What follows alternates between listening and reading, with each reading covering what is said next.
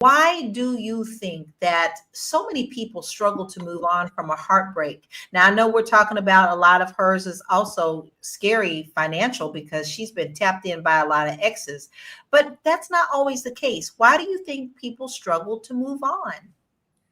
Yeah, fear leaves something in us. It shows evidence that something has been hurt deeply in us and it hasn't necessarily been healed, even though she's moved on to another relationship. She's that emotional betrayal. And then for her, being a public person, I mean, that's public embarrassment. And then I think one of the marriages like caused her some financial strain. So it's like, her heart, her nervous system is, don't do that again. That probably leads to hurt, and that's not. I mean, she's that's not unique to Halle Berry. That's most of us. We get when we get hurt, we develop basically new rule books in our mind about how we're going to move into this new relationship.